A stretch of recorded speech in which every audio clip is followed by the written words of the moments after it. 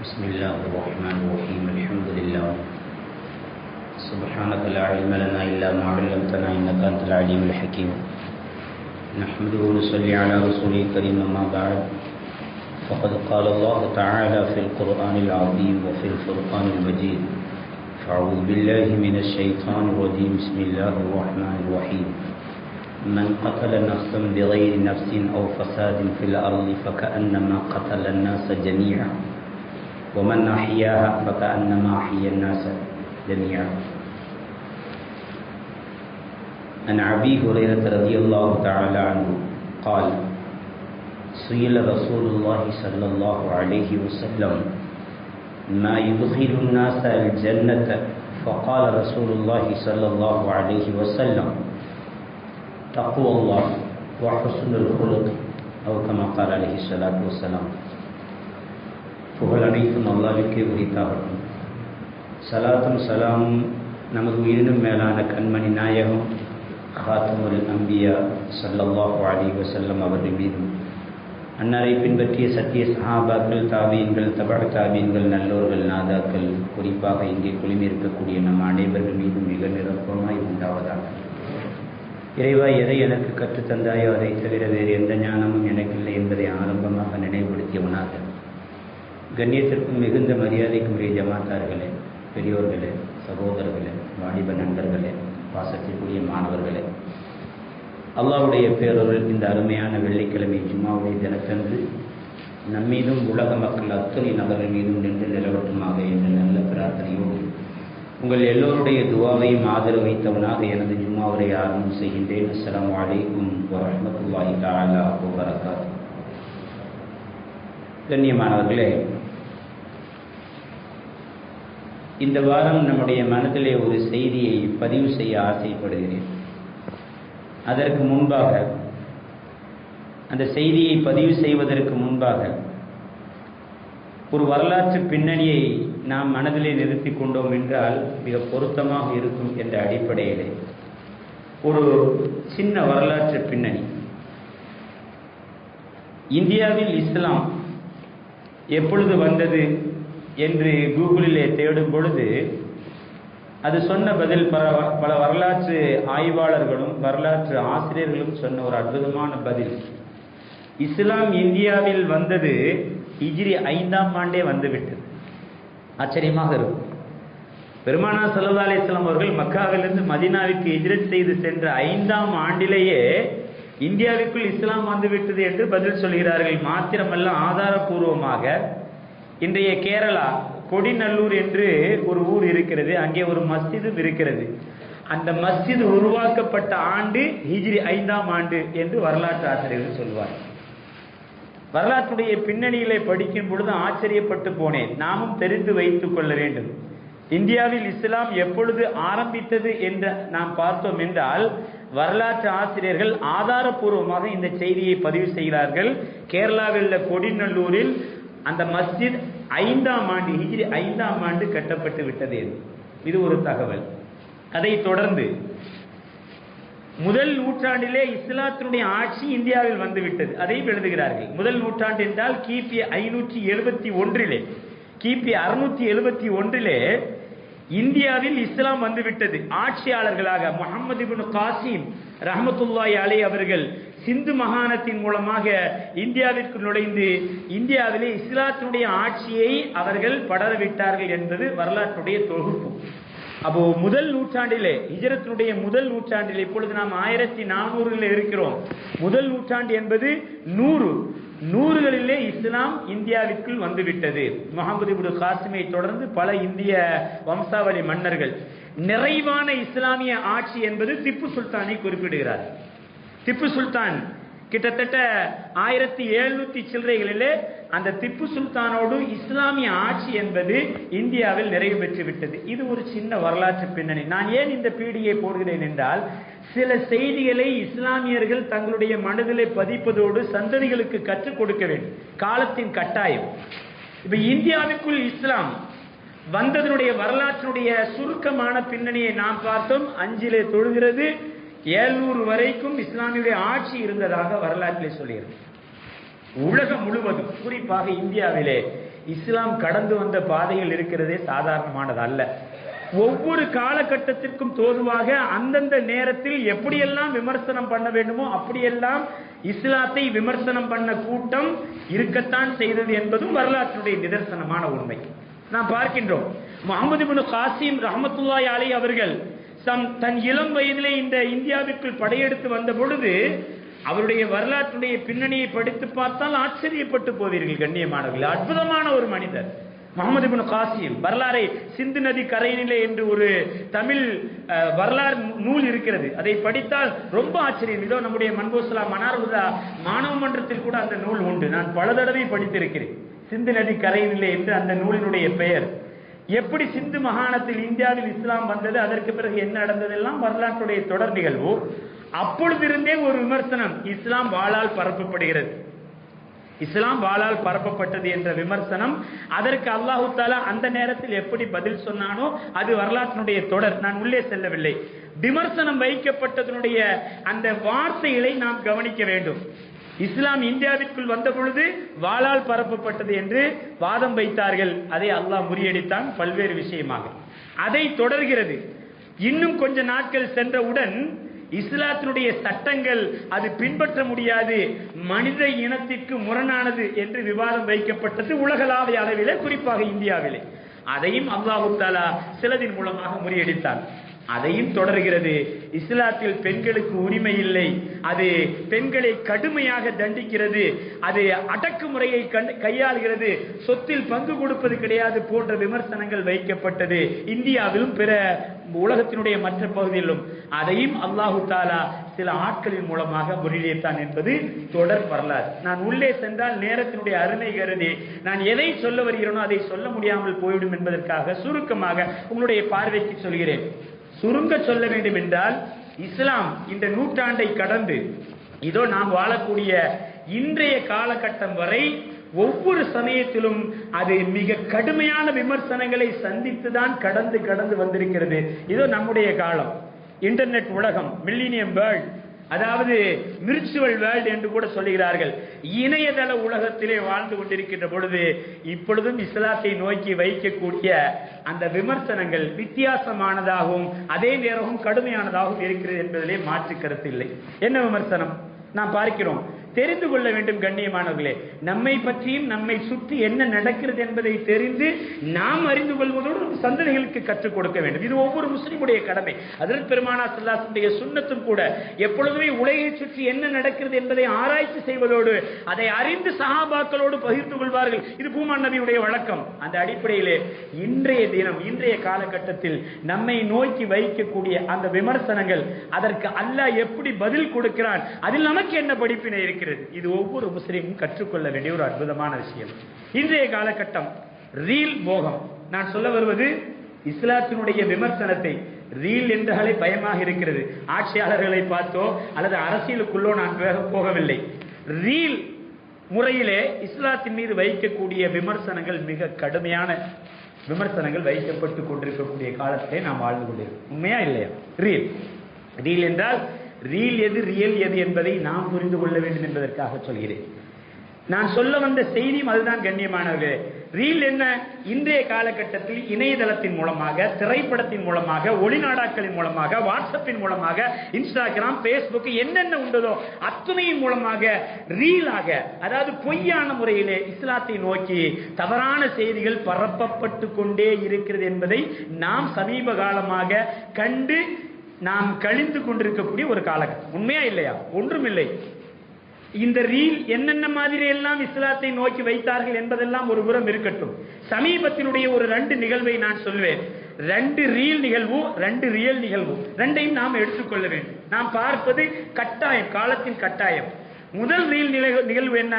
அதாவது படங்களின் மூலமாக, திரைப்படத்தின் மூலமாக மிக இலகுவாக எல்லா மக்களிடத்திலும் செல்லக்கூடிய ஒரு பகுதி என்னவென்றால் திரைப்படம். திரைப்படத்தில் ஒரு கருத்து சொல்லப்படுகிறது என்றால் அதை எல்லோரும் நம்பாமல் இருந்தாலும் கூட நம்ப வைக்கக்கூடிய அளவிற்கு திரைப்படங்கள் இன்றைய காலகட்டத்தில் இருக்கிறது.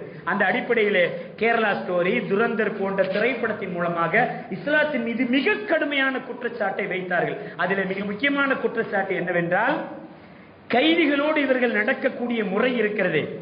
ஒரு நாடு அல்லது ஒரு ரெண்டு சண்டை வருகின்ற பொழுது கைதிகளாக பிடிக்கப்படுகின்ற பொழுது அவர்கள் கைதிகளோடு நடந்து கொள்ளக்கூடிய முறை இப்படித்தான் இஸ்லாமியர்கள் நடந்தார்கள் என்று அந்த திரைப்படத்தின் வாயிலாக மக்களிடத்திலே போதிக்கப்பட்டது என்பதை தாண்டி அதை பார்த்த மக்கள் நம்மை பார்த்தாலே பயமாக பார்த்தார். இவர்கள் இவ்வளவு மோசமானவர்களா? தாடியும் தொப்பியும் வைத்து விட்டால், முஸ்லிம் என்ற பெயரை வைத்து விட்டால் இவ்வளவு மோசமாக இருக்கிறார்கள் என்று திரைப்படத்தில் உள்ள ரீல் காட்சியை ரியலாக நம்பி நடந்த மக்கள் நம்மை சுற்றி நிறைய பேர்கள் இருந்தார்கள். அந்த சமயத்தில் தான் அல்லாஹ் தஆலா ஒவ்வொரு காலகட்டத்திலும் வரக்கூடிய விமர்சனங்களை எப்படி அல்லாஹ் தட்டுகிறானோ, எங்க ஒரு சில இஸ்லாமியர்கள் செய்யக்கூடிய எங்கள் பூமான் நபி ஸல்லல்லாஹு அலைஹி வஸல்லம் அவருடைய அந்த அற்புதமான பொன்மொழிகளை தங்களுடைய வாழ்க்கையின் வழிகாட்டுதலாக எடுத்து செய்யக்கூடிய ஒரு சின்ன விஷயம் இஸ்லாத்தினுடைய பெயரை மேலோங்கி மேலோங்கி மேலோங்கி சென்று கொண்டே இருக்கும் என்பதில் எந்த சந்தேகம் இல்லை. இந்த இரண்டு திரைப்படத்தின் மூலமாக நான் உதாரணத்திற்கு தான் சொல்கிறேன். இந்த இரண்டு திரைப்படத்தின் மூலமாக, கேரளா ஃபைல் மற்றும் துரந்தர் மூலமாக, சிறை கைதிகளோடு பிற மதத்தவர்களோடு இஸ்லாமியர்கள் நடந்து கொள்ளக்கூடிய கொடூரமான முறை, இதை இஸ்லாத்தை பிடிக்காதவர்கள், இஸ்லாத்தை அழிக்க வேண்டும் என்று துடிக்கக்கூடியவர்கள், இஸ்லாத்தின் மீது காழ்ப்புணர்ச்சி உள்ளவர்கள் மிக கடுமையாக கொண்டாடினார்கள். அற்புதமான திரைப்படம், அருமையான திரைப்படம், இதுதான் உண்மையான திரைப்படம் என்று அரசாங்கமே அதற்கு சாட்சி பகரக்கூடிய அளவிற்கு அது சென்றது. இது ரீல். ஆனால் ரியல் என்ன தெரியுமா? மக்கள்லாம் தெரியும். அல்லாஹ் தஆலா காட்டுவான் கண்ணியமானவர்கள். என்ன காட்டினான்? காசா யுத்தகலம். காசா, அது உள்ளே நான் செல்லவில்லை. அந்த காசா யுத்தகலம் இருக்கிறதே மிக கடுமையான ஒரு காலகட்டம், நாம் சந்திக்கக்கூடிய ஒரு காலகட்டம். என்னுடைய அருமையான காசா மக்கள் அனுதினமும் அவர்கள் வேதனையை அனுபவித்துக் கொண்டிருப்பது நமக்கெல்லாம் தெரியும். இன்ஷா அல்லாஹ் அல்லாஹ் தஆலா கூடிய விரைவில் அந்த மண்ணுக்கு, அந்த மக்களுக்கு மிக நிம்மதியான வாழ்க்கையை கொடுப்பானாக. அந்த மக்களுக்கு அந்த மண்ணை சொந்தமாக்கி தருவானாக. உலகமே எதிர்த்தாலும் அவர்களுக்கு அல்லாஹ் தஆலா மிக சந்தோஷமான வாழ்க்கையை நசீபாக்குவானாக என்று துஆ செய்கிறோம். இந்த காசா மக்கள் நிறைய சண்டைகள், நிறைய மாற்று எல்லாமே நடந்து கொண்டிருக்கிறது. ஒரு கட்டத்தில் காசா மக்களின் மூலமாக இஸ்ரேலில் உள்ள சில கைதிகள் பணைய கைதிகளாக பிடிக்கப்படுகிறார்கள். இங்கிருந்தும் சில கைதிகள் பணைய கைதிகளாக பிடிக்கப்பட்டார்கள். இதெல்லாம் ஒரு கட்டத்திலே பேச்சுவார்த்தைக்கு பிறகு பண்டமாற்றம் என்று சொல்வார்கள் அல்லவா, அவர்கள் கைதியை விடுதலை செய்ய வேண்டும் என்ற கோரிக்கையிலே சமாதான குழுவின் மூலமாக கைதியை விடுதலை செய்கிறார்கள். இது ஒரு மிக நீண்ட வரலாறு, நீங்கள் சுருக்கமாக தெரிந்து கொள்ள வேண்டும் என்பதற்காக சொல்கிறேன். அப்படி காசாவுடைய கைதிகள் விடுதலை செய்யப்பட்ட பொழுது டிவியிலே பார்த்த காட்சி, இணையதளத்தின் மூலமாக இன்றும் நீங்கள் அடித்து பார்க்கலாம்.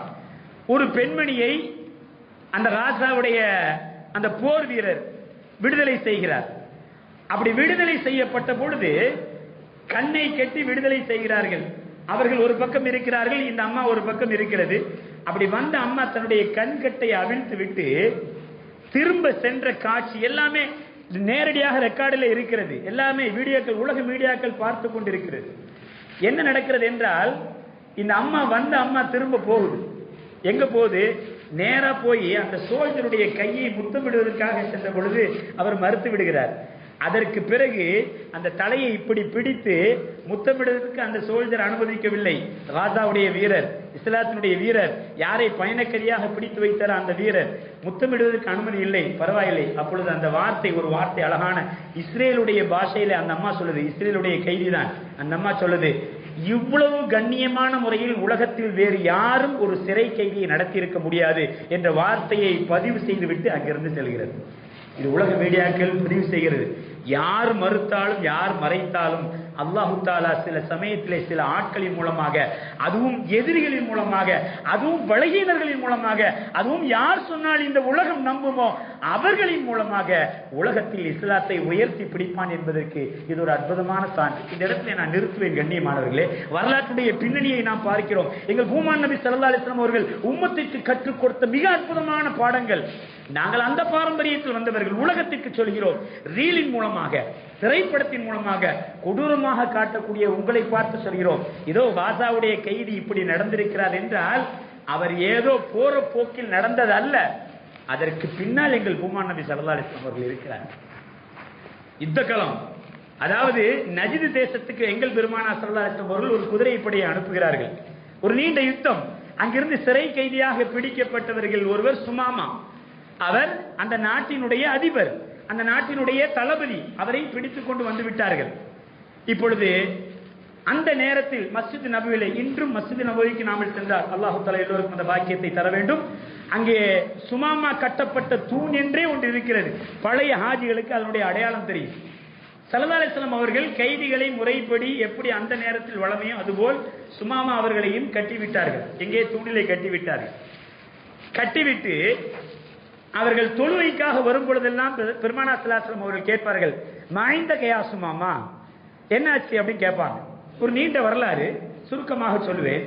மாய்ந்த கயா சுமாமா, சுமாமாவை என்ன ஆயிற்று என்று கேட்டவுடன் சுமாமா அவர்கள் ஒரு பதிலை சொன்னார்கள்.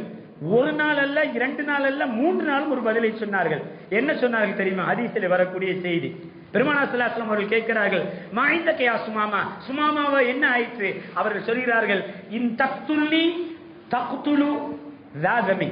அவர் சொல்லக்கூடிய பதில், நபியே நாயகமே, நீங்கள் ஒரு கால் என்னை கொலை செய்தீர்கள் என்றால், இன் தக்துல்லி என்னை கொலை செய்தீர்கள் என்றால் நான் சிறை கைதி, ராதமி கொலை செய்வதற்கு தகுதியான ஆள்தான். ஏனென்றால் உங்களை எதிர்த்து போரிட்டு இருக்கிறேன், உங்களுடைய சோல்ஜரை கொலை செய்ய முயற்சிக்கிறேன்.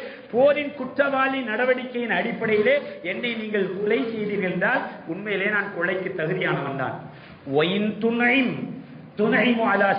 அவர் சொன்ன வார்த்தை, ஒரு கால் நீங்கள் என்னை மன்னித்து விட்டு விட்டீர்கள் என்றால், எனக்கு நீங்கள் இரக்கம் காட்டினீர்கள் என்றால், எனக்கு நீங்கள் அருள் பாலித்தீர்கள் என்றால், ஒரு நன்றி உள்ள மனிதனுக்குத்தான் நீங்கள் அருள் பாலித்திருக்கிறீர்கள் என்ற வார்த்தையை பதில் சொல்கிறார். நன்றாக இந்த உரையாடலில் ஞாபகம் வைத்துக் கொள்ள வேண்டும். சில சமயத்திலே வரலாற்றிலே முக்கியத்துவம் வாய்ந்த உரையாடல். பெருமானார் ஸல்லல்லாஹு அலைஹி வஸல்லம் அவர்கள் மாய்ந்த கயா சுமாமா என்ற கேள்விக்கு அவர் சொன்ன பதில், இன் தக்துல்லி தக்துல் ராதமீன் வ இன் துனைம் துனைமோ அலா ஷாக்கிரின் என்ற அருமையான பதிலை சொல்கிறார்கள். முதல் நாள் முடிந்தது, 2ஆம் நாள் முடிந்தது, 3ஆம் நாள் இதே கொஸ்டின், இதே பதில். பெருமானார் ஸல்லல்லாஹு அலைஹி வஸல்லம் அவர்கள் சஹாபாக்களுக்கு உத்தரவிட்டார்கள், அவரை அவிழ்த்து விட்டு விடுங்கள்.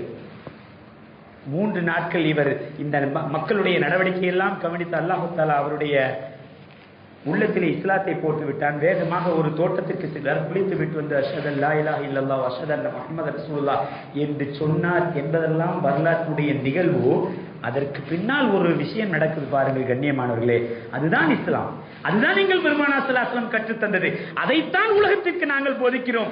உலகை யாரெல்லாம் இஸ்லாத்தை தவறாக மிக கேவலமாக பார்க்கிறீர்களோ அவர்களுக்கு நாங்கள் சொல்லிக் கொள்கிறோம். ராசாவுடைய அந்த சோல்ஜர் கைதியை கண்ணியமாக பார்த்ததுடைய பின்னணியில் எங்கள் பூமான் நபி ஸல்லல்லாஹு அலைஹி வஸல்லம் அவர்கள் இருக்கிறார்கள் என்பதை உலகத்திற்கு அழுத்த சொல்லுவோம். அவர் வந்து சொன்னார், யார சொல்லுதான், நான் உங்களை இஸ்லாத்தை ஏற்றுக்கொள்கிறேன். அதனுடைய காரணத்தை எல்லாம் அவர் இருக்கிறார். நான் அது உள்ளே செல்லவில்லை. நிறைவாக ஒரு வார்த்தையை சொல்கிறார். நான் இருக்கக்கூடிய நஜிது தேசத்தில் அங்கிருந்தான் கோதுமை பல ஊர்களுக்கு எக்ஸ்போர்ட் ஆக, அதாவது வியாபாரத்திற்காக அனுப்பப்பட்டு கொண்டிருந்தது. நஜிது தேசம் என்பது கோதுமையினுடைய உறைவிடமாக இருந்தது.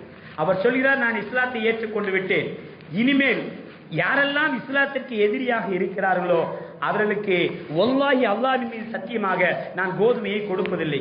என் நாட்டிலிருந்து அவர்களுக்கு எக்ஸ்போர்ட் ஆக, அதாவது ஏற்றுமதி செய்து கோதுமையை கொடுக்க மாட்டேன் என்று சத்தியம் செய்கிறார். இதெல்லாம் நடந்த நிகழ்வு. ஹஜ்ரத் பெருமானார் ஸல்லல்லாஹு அலைஹி வஸல்லம் அவர்கள் என்ன சொல்லியிருக்க வேண்டும்? என்ன சொல்லியிருக்க வேண்டும்? அது ஒரு போர்க்களம், ஒரு இக்கட்டான காலகட்டம். ஹிஜ்ரி 6-7 நடக்கக்கூடியது. உலகத்தினுடைய அத்தனை பேர்களும் இஸ்லாத்தை அழிக்க வேண்டும் என்று துடித்துக் கொண்டிருக்கிறார்கள். ஏதாவது ஒரு முறையிலே நாம் இஸ்லாம் வளர வேண்டும் என்று விரும்பக்கூடிய ஒரு காலகட்டம். ஏதாவது ஒரு வகையிலே இஸ்லாம் அல்லாதவர்களை பிடிக்க ஒரு வாய்ப்பு கிடைத்தால் பிடிக்கலாம் என்று காத்துக் கொண்டிருந்த காலகட்டத்திலே ஒரு அற்புதமான வாய்ப்பை நஜிது தேசத்தினுடைய மன்னர் சுமாமா அவர்கள் அற்புதமாக பெருமானார் ஸல்லல்லாஹு அலைஹி வஸல்லம் அவரிடத்திலே அல்லாஹ்வின் மீது சத்தியம் விட்டு சொன்ன பொழுது என்ன வார்த்தை சொன்னார்கள் தெரியுமா? ஸல்லல்லாஹு அலைஹி வஸல்லம் அவர்கள், லா, அப்படி அல்ல, நீங்கள் எடுத்த முடிவு தவறானது.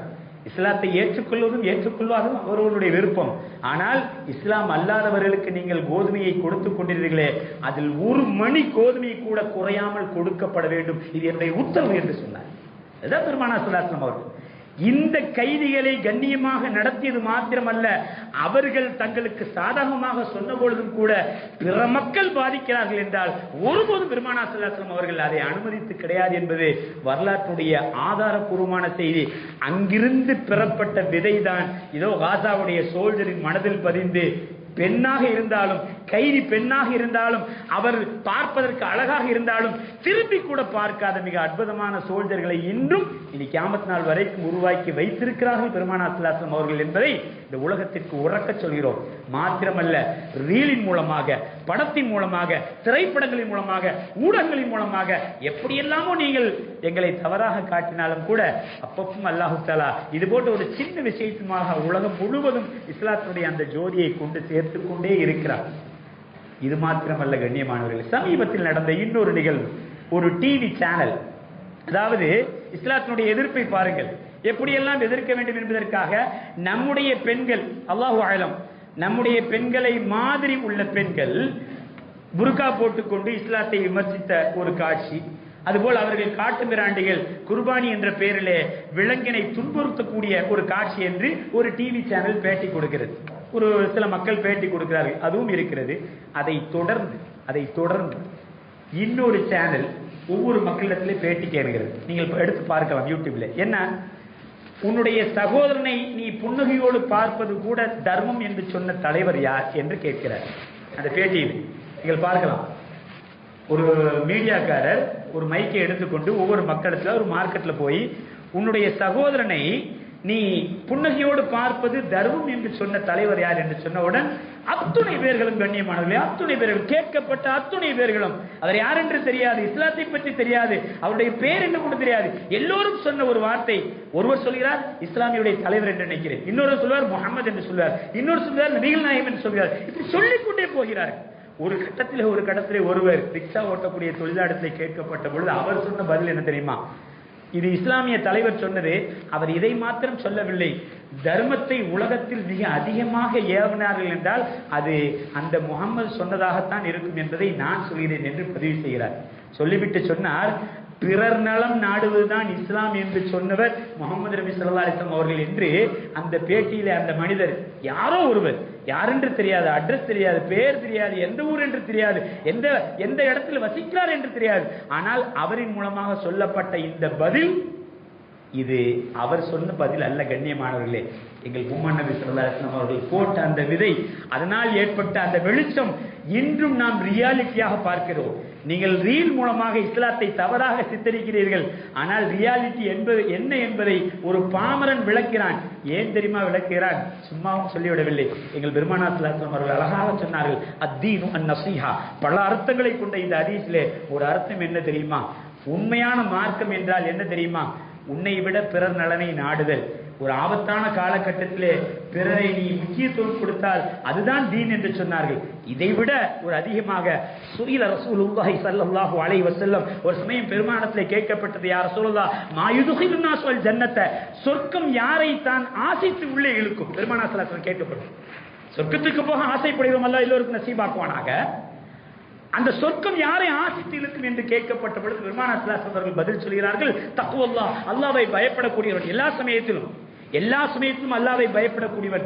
ஹுஸ்னுல் குலுக், நல்ல குணசாலி, பிறர் நலம் நாடக்கூடிய நல்ல குணசாலி யாராக இருந்தாலும் அவரை சொர்க்கம் ஆசிக்கிறது என்று பதில் சொல்கிறார். தொழுகையாளியாக இருக்க வேண்டும், நோன்பாளியாக இருக்க வேண்டும், அவர் குர்ஆன் படித்திருக்க, எதையும் சொல்லவில்லை பெருமானார் ஸல்லல்லாஹு அலைஹி வஸல்லம். என்ன வார்த்தை சொன்னார்கள்? பிறர் நலம் நாடினார் என்றால் அவரை சொர்க்கம் ஆசிக்கிறது என்று சொன்ன அந்த விதை இன்று நம்மில் எல்லோருக்கும் இருக்கிறது. ஆனால் அது விருட்சமான காட்சியை நான் உங்களுக்கு காட்சிப்படுத்துவேன் கண்ணியமானவர்களே. ரீல் மூலமாக நீங்கள் தவறாக காட்டலாம். ரியல் என்ன தெரியுமா? கடந்த புதன்கிழமை 3/6/2026 டெல்லியினுடைய மால்டியா பகுதியில் ஒரு மிகப்பெரும் தீ விபத்து ஏற்பட்டது. உங்களுக்கெல்லாம் தெரியும் என்று நினைக்கிறேன். 4 மாடி தங்கு விடுதியுடன் கூடிய ஒரு 4 மாடி கட்டிடம். திடீரென்று தீ விபத்து. அதுக்கு பல்வேறு காரணங்கள்.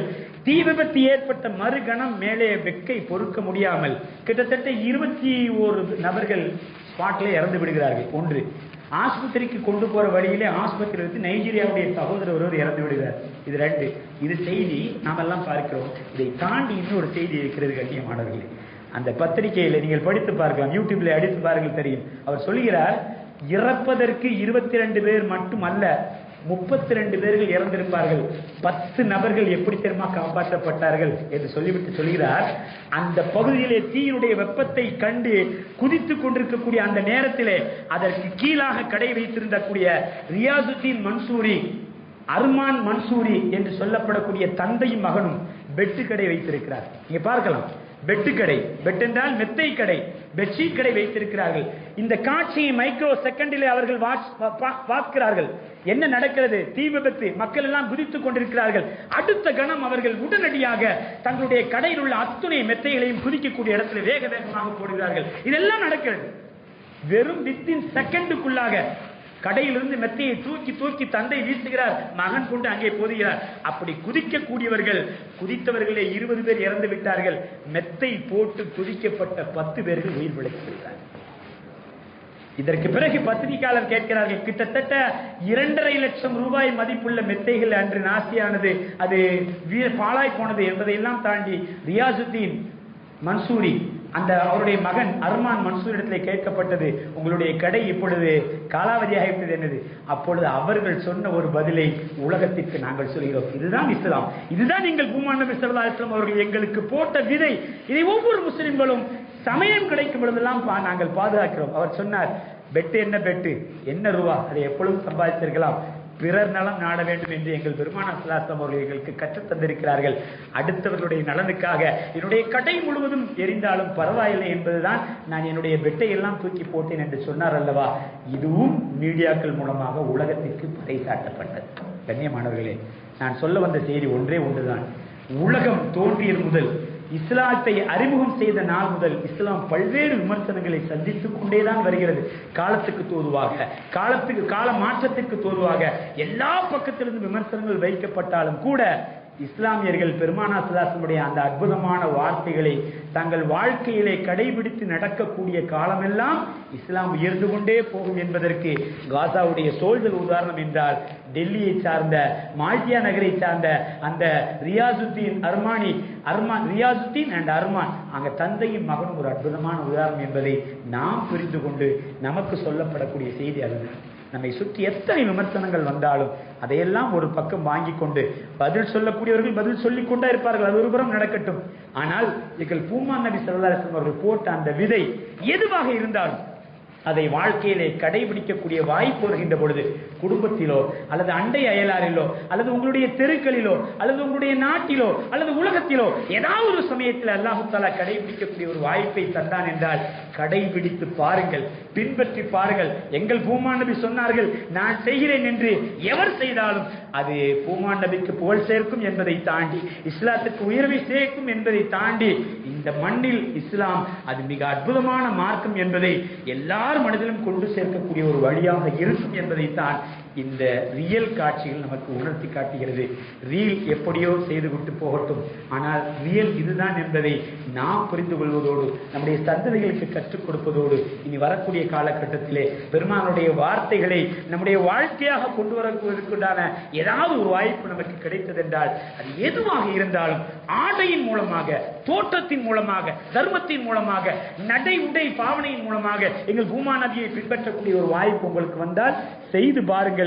அது உங்கள் வாழ்க்கையை மேம்படுத்தும் என்பதை தாண்டி உலகளவில் இஸ்லாத்தை உயர்த்தி பிடிக்கும் என்பதிலே சந்தேகமில்லை. அல்லாஹ் அப்படிப்பட்ட நல்ல மக்களாக நம்ம எல்லாம் கபூல் செய்வானாக. இந்த நல்ல துஆவோடு உங்கள் எல்லோருடைய துஆவையும் ஆதரவையும் நிறைவு செய்தேன். வாஹிரு தஅவானா அல்ஹம்துலில்லாஹி ரப்பில் ஆலமீன். அஸ்ஸலாமு அலைக்கும் வரஹ்மத்துல்லாஹி வபரகாத்துஹு.